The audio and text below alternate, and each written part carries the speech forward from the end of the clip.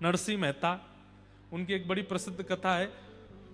उनके बेटे का ब्याह एक नगर सेठ की बेटी से होने वाला था। तो वो तो नगर सेठ जिनकी बेटी है, और नरसिंह मेहता तो बेचारे सब जानते ही हैं, वो तो आनंद में रहते थे, उनको कोई ऐसा विशेष कुछ था नहीं। किसी ने जाकर के सेठ जी से कह दिया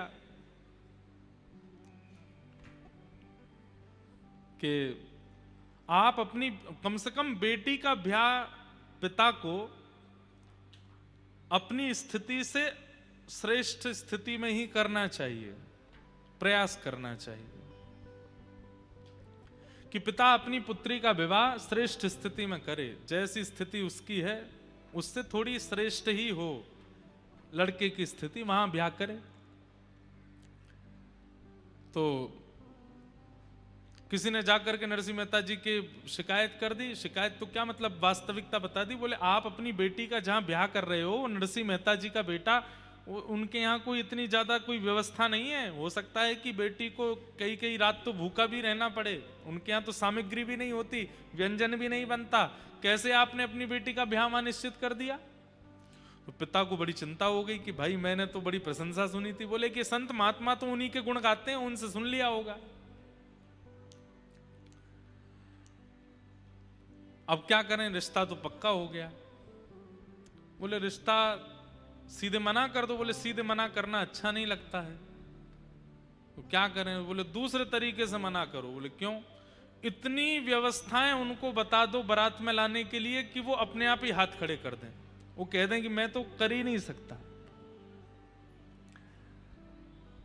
नरसिंह मेहता जी को एक पत्र लिखा लड़की वालों ने, और उसमें लिखा कि हम चाहते हैं हमारे दूल्हे राजा जो हैं वो ऐसी शेरवानी पहने, उसमें नवलखा के हार पहने, सोने के कड़ूला पहने, उनमें हीरे जड़े होने चाहिए, जूती ऐसी सोने की होनी चाहिए, पोशाक ऐसी होनी चाहिए, पगड़ी ऐसी होनी चाहिए। ये तो दुल्हा की बात।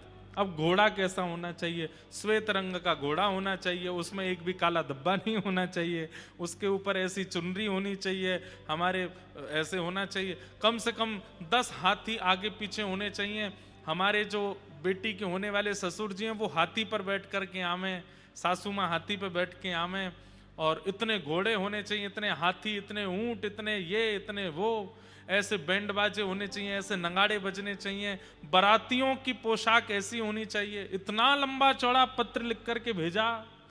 पढ़ने वालों ने कहा अब तो नरसिंह मेहता मना ही कर देगा। बोले मैं ब्याह नहीं कर सकता, आपकी बेटी बच जाएगी।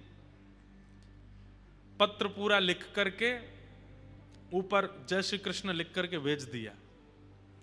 नरसिंह मेहता जी बैठे थे तो लेके आया कोई व्यक्ति पत्र। बोले आपके लिए पत्र आया है। बोले धर दो। धर दिया। पत्र उठा करके देखा तो उस पर सबसे ऊपर ही लिखा था जय श्री कृष्ण। नरसिंह मेहता बोले ये मेरा पत्र नहीं है भाई, इस पर ठाकुर जी का नाम लिखा है, तो ठाकुर जी का पत्र, दूसरे का पत्र मैं पढ़ता नहीं, ये तो ठाकुर जी का पत्र है।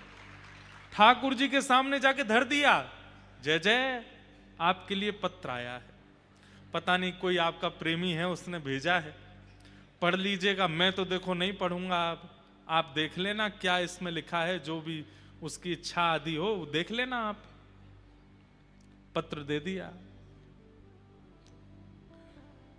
ठाकुर जी सोचने लगे अरे नरसिंह एक बार खोल के देख तो ले। लेकिन नरसिंह मेहता के चित्त में तो ऐसा समर्पण है, जय श्री कृष्ण लिख दिया, कहीं लिखा दिख गया तो वो वस्तु भी मेरी नहीं है, वो तो ठाकुर जी की है। ठाकुर जी भी रीझ गए, बोले वाह नरसिंह मेहता इतना समर्पण। अब जब पत्र ही हमको दे दिया है, कुछ देखा तो है नहीं इन्होंने, तो हम ही देखेंगे फिर। बेचारे एक मरासू घोड़ी थी, बिल्कुल मरने ही वाली थी, ऐसी स्थिति की तो घोड़ी आई, उस पर बेटा बैठा, पोशाक जो पहनी थी वो भी किसी से मांग करके लाए थे। कुछ बारातियों को इकट्ठा किया गया,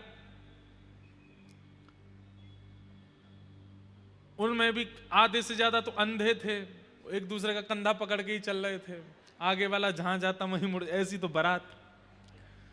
ठाकुर जी बोले अरे भैया दाऊ दादा देखो, जहाँ नरसिंह मेहता की जहां ब्याह है रो है, वहां से पत्र ऐसो आयो और ये ऐसी बारात लेके जा रहा है, और वहां लड़की वाले क्या सोच रहे हैं कि इतने दिन हो गए, नरसिंह मेहता ने मना भेजा नहीं है, इसका मतलब व्यवस्था कर ही ली होगी। इतने में क्या देखते हैं कि एक गली में से महाराज खूब सारे हाथी आ गए और लोग लेकर के आए। नरसिंह मेहता बोले भैया कहां से आए? बोले कि वो आप उन सेठ जी के यहाँ एक बार कीर्तन करके आए थे ना, उनको पता चला आपके बेटे की ब्याह है तो उन्होंने हाथी भिजवाए हैं कि आपकी बेटा की शोभा हाथियों से होनी चाहिए। फिर कहीं से कुछ ऊंट आ गए, कहीं से कुछ लोग जुड़ते चले गए। एक व्यक्ति आया, उसने दुल्हा को नीचे उतारा, बोले कि एक सेठ जी ने बढ़िया वाली पोशाक भेजी है, पहना दी। करते करते देखते नरसिंह मेहता बोले अपने आप ही सब होता जा रहा, हम तो किसी को जानते नहीं, कौन से सेठ के यहाँ से हाथी आए, कहाँ से ऊंट आ गए, कहाँ से पोशाक आ रही है, सब व्यवस्था अपने आप होती जा रही है। बढ़िया ढोल नगाड़े बजाने वाले भी आते गए, सब व्यवस्थाएं होती चली गई। यहां लड़की वाले बोले कि भाई बारात आ रही होगी, कोई पता तो करो कैसी क्या बारात है। कोई देखने के लिए गया, लौट करके आया, वो कहे सेठ जी ऐसी बारात देखी सुनी तो बहुत दूर की बात, किसी ने चिंतन भी नहीं की होगी ऐसी बारात आ रही है। बोले कैसी बारात है? बोले चलो छत पर चल करके देखो। ऊंची अटारी पर जाकर के देखा महाराज, दूर से देखा तो जहां तक दृष्टि जा रही है वहां तक लोग केवल झूम रहे हैं, नाच रहे हैं, गा रहे हैं, ऐसे ऐसे रत्न, ऐसे ऐसे आभूषण पहन करके, इतनी सुंदर सुंदर नारियां, इतने सुंदर सुंदर पुरुष, ऐसे सुंदर सुंदर हाथी, हाथियों ने भी सुंदर सुंदर आभूषण पहने हैं। और तभी दृष्टि पड़ी तो क्या देखा, बारात में दुल्हा भी है, हाथी भी है, सब कुछ है, लेकिन बारात में सबसे आगे एक हाथ में सुंदर छड़ी लेकर के श्याम वर्ण के द्वारिकाधीश चल रहे हैं और दूसरी तरफ अपने हाथ में छड़ी लेके साक्षात श्री बलराम जी महाराज चल रहे हैं। नरसिंह मेहता को